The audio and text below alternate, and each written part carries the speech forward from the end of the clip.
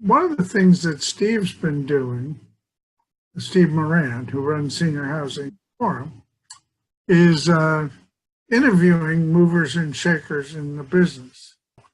I thought I might try interviewing you to see how that would play out. Did you always have the entrepreneurial bug to have your own business? Yeah.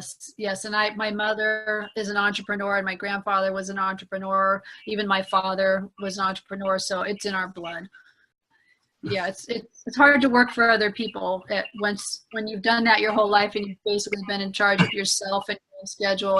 It's hard to go and follow the rules and have to check in with HR every time you want to go do something differently. It's hard. It's also hard to raise children when you're expected to be working on the clock. So a lot of people do it. A lot of women do it. I don't know how they do it. well, I don't know how you're doing what you're saying. I mean, I find what you're doing quite remarkable. So I'll just throw that out there. Thank you. What is your hope for the future in this area? You know, if you could wave your magic wand, how would this area of service play out?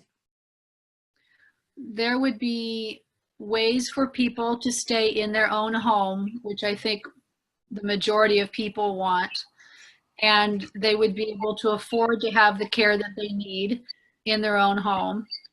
And they would have a lot of access to telehealth so that doctors and providers could reach them through their computers, and they wouldn't always have to get up and go out and arrange rides to get to wherever they need to go and wait for rides to come pick them up and bring them back home again. And that their quality of life in their home would be good. They wouldn't be lonely, and they would still feel connected to other people and to animals if they like animals. Some people don't.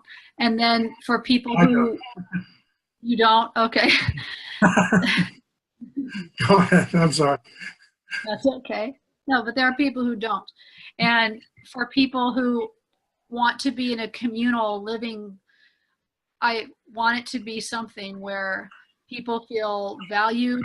They want to get up every day. They feel that they're necessary to the community. They're necessary to older people, younger people, their peers, and that they have the care they need and the dignity, and that they're not treated like children or invalids, but that they have respect, and that they feel pleased, happy with their quality of life every day.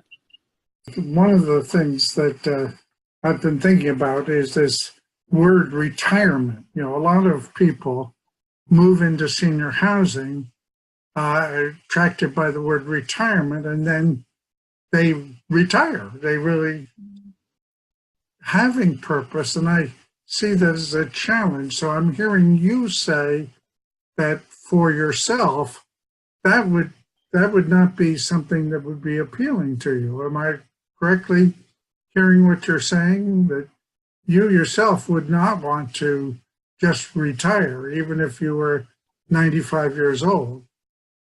No, although 95 is probably a fair time to say you want to retire. That's fair. But no, up until that, I think any way you can still be of service, any way you can still be giving back, being a part of the community, having to get up and get dressed and not be in your pajamas all day, I think that's valuable. But for some people, sitting around in their pajamas and reading books and watching television is their definition of retirement. But I feel like if you're going to be here, you should still be contributing something whenever, as long as you're capable of it, you should be contributing. I think it's true. My father had a classmate, George Kennan, who lived to be 102, but he published a book when he was 100. So I wouldn't necessarily view age 95 as a cutoff. So how do you think that people who are now your age are going to want to experience the next stage of life as they age? You know, this is my question. I go to meetings and I see that some of the senior people in senior housing and aging services generally are just entering the age of their customers. And I'm wondering how that group is going to approach aging. What are your own thoughts about your own experience moving forward? I think that when I speak with other people in my age bracket, they don't want the current model for themselves, that they're happy to be of service, they're happy to help out in it, they're happy to help people, but they don't want that for themselves. They don't want to be living in that type of a retirement community where there are all these rules and regulations and dinners at this time and the food's not that good, and there aren't enough mentally challenging things to do, or no, for people who like animals, there are no animals allowed. They don't get to work with dirt often enough. They don't get to work their hands in the garden. You know, they're kind of cut off from life. And I think a lot of people, that to them is their worst nightmare. And then to be in a room with somebody they don't know and have to live with that person for, 6 months to a decade. That scares people my age, is to have that kind of life. What they want, I think, is more like the village movement or a commune type of a setting where they're going to have freedom and dignity to do what they want to do, or to stay in their own home and die there. Has there been any resident who particularly inspired you along the way, or? Yes. There was one woman in particular, and she came into the nursing home and she knew she was going to die. And she had no dementia. She was 100% healthy in her mind, but she was dying from cancer. And so she came into the nursing home. She took over a whole room. She didn't want to share a room with anybody. She wanted a private room, and they accommodated her.